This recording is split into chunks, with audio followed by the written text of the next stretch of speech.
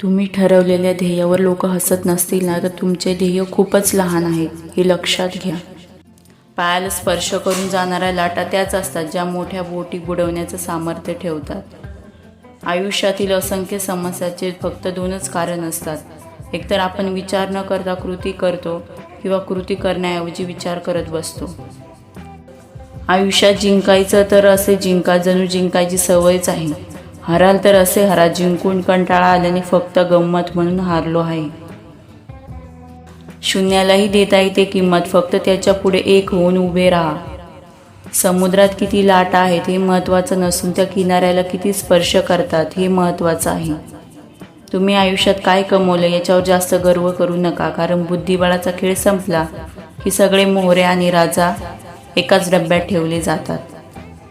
समुद्रातील सर्व पाणी जहाजाला बुडवू शकत नाही, पण त्या जहाजाने ते पाणी जर आत येऊन दिलं ते जहाज बुडल्याशिवाय राहत नाही. त्याचप्रमाणे सर्व नकारात्मक विचार तुम्हाला हरवू शकत नाही जोपर्यंत त्यातला एकालाही तुमच्या आत प्रवेश देत नाही. कठीण काळात सतत स्वतःला सांगा, शर्यत अजून संपलेली नाही, कारण मी अजून जिंकलेलो नाही. ठाम राहायला शिकावं. निर्णय चुकला तरी हरकत नाही. स्वतःवर विश्वास असला की जीवनाची सुरुवात कुठूनही करता येते. जितकी प्रसिद्धी मिळवाल तितकेच शत्रू निर्माण कराल, कारण तुमच्या प्रसिद्धीवर मरणारे कमी, जळणारे जास्त निर्माण होतात.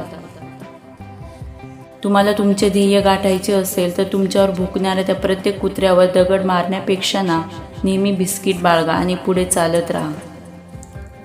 जिंकण्याची मजा तेव्हाच येते जेव्हा सर्वजण तुमच्या हारण्याची वाट बघत असतात. खेळ असो की आयुष्य, आपले सामर्थ्य तेव्हाच दाखवा जेव्हा समोरचा आपल्याला कमजोर समजत असेल. वादळ जेव्हा येतात ना तेव्हा आपल्या मातीतला घट्ट रुजून राहायचं असतं. तितक्याच वेगाने येतात आणि तितक्याच वेगाने निघून पण जातात. वादळ महत्त्वाचं नसतं, प्रश्न आपण त्याच्याशी कशी झुंज देतो, त्यातून कितपत बऱ्या अवस्थेतून बाहेर येतो याचा असतो. जेव्हा आपली नखं वाढतात तेव्हा आपण नखं कापतो, बोट नाही. त्याचप्रमाणे जेव्हा गैरसमजातून नाती तुटण्याची वेळ येते तेव्हा अहंकार तोडा, नाती नाही. जेव्हा एखादं बीज काळोख्या अंधारातून जमिनीतून उगवू शकतं, तुम्ही का नाही? जिंकणे म्हणजे नेहमी पहिले येणे नसते. एखादी गोष्ट पूर्वीपेक्षा जास्त चांगले करणे म्हणजे जिंकणे होय. आपली स्वप्ने कधी अर्ध्यावर सोडू नका. विशेष ज्याबद्दल दिवसातून एकदा तरी कोणता ना कोणता विचार मनात येतो अशी स्वप्ने. जेवढे मोठे आपले ध्येय असते तेवढ्याच मोठ्या अडचणी येतात.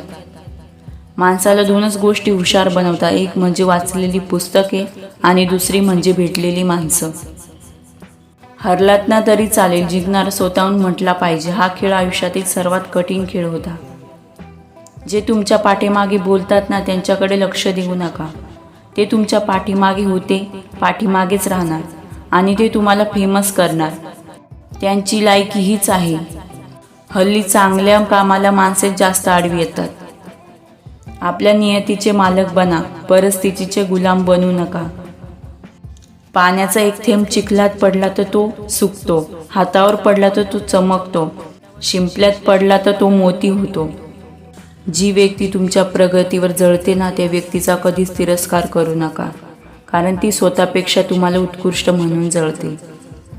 ध्येय उंच असेल तर झेपसुद्धा उंचच घ्यावी लागते.